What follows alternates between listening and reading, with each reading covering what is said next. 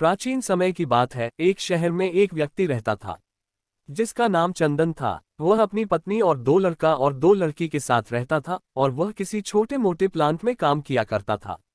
चंदन और उसकी पत्नी खुशी खुशी अपना जीवन व्यतीत कर रहे थे। समय का चक्र बीत रहा था और उनके लड़का लड़की बड़े होते जा रहे थे।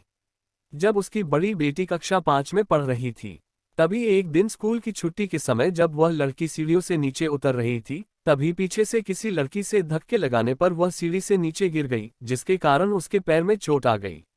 जब लड़की घर पर लंगड़ती हुई आई तो उसके पिता ने पूछा, क्या हुआ? तभी लड़की ने उन्हें पूरी बात बताई। पिता ने सोचा छोटी मोटी चोट है और यह सोचकर उसने अपनी बेटी से कहा कि इसे गर्म पानी से सेक लो, ठीक हो जाएगा। कुछ दिन बीतने के बाद लड़की का पैर फूलने लगा और उसे चलने में दिक्कत होने लगी। तभी उसके पिता ने कुछ लोगों की बातें सुनकर किसी एक ओझा को ले आए, जबकि उसे कुछ नहीं आता था और वह पैर ठीक नहीं कर पाया। कुछ समय बीतने के बाद जब उसकी लड़की की हालत और ज्यादा खराब होती जा रही थी, एक दिन जब उसके पिता अकेले कहीं बैठे हुए थे तो वह मन ही मन सोच रहे थे कि क्या करें। तभी सोचते सोचते उनके दिमाग में आया, क्यों ना डॉक्टर से दिखाया जाए। तभी दूसरे दिन वह अपनी लड़की को लेकर वहीं पास के अस्पताल में जाते हैं। डॉक्टर जब लड़की को देखता है तो लड़की के पिता से कहता है कि जल्द ही इसका ऑपरेशन करना होगा, क्योंकि इस लड़की के पैर में एक बहुत बड़ा घाव हो चुका है, जिसके कारण लड़की का पैर भी काटना पड़ सकता है। पिता डॉक्टर से पूछता है कि ऑपरेशन में कितने पैसे लगेंगे। तभी डॉक्टर कहता है 40,000 रुपये लगेंगे। पिता घबरा जाता है, लेकिन पैसे की तलाश में इधर से उधर जाने लगता है। इधर उधर भाग दौड़ करने के बाद पैसे की व्यवस्था कर लेता है और लड़की का ऑपरेशन हो जाता है।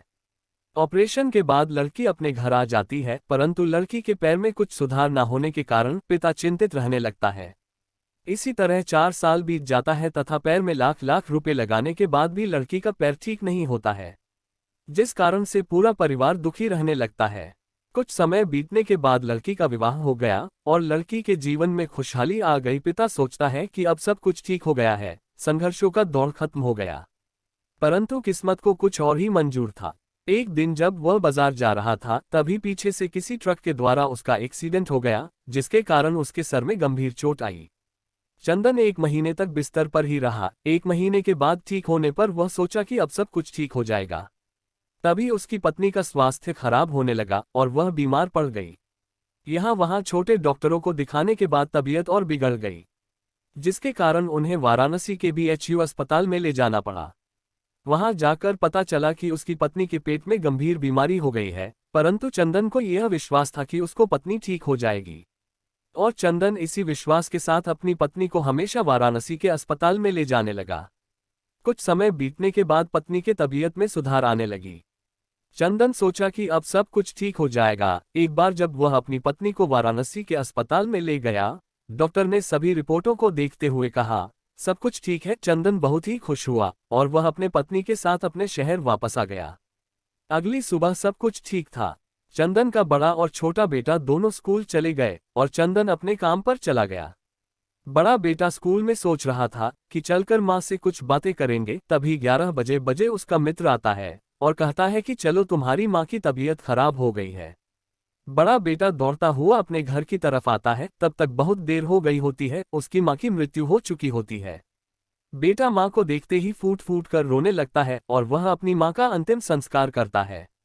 1 साल तक पूरा परिवार दुखी ही रहता है। कुछ समय बीतने के बाद दुखों के बादल छट जाते हैं और चंदन अपने लड़का और लड़की के साथ सुख में जीवन बिताने लगता है।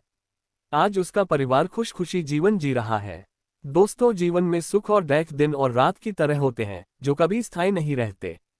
इसलिए दुख के समय में कभी हिम्मत नहीं हारना चाहिए तथा सुख के समय कभी अहंकार नहीं करना चाहिए। इसीलिए कहा गया है,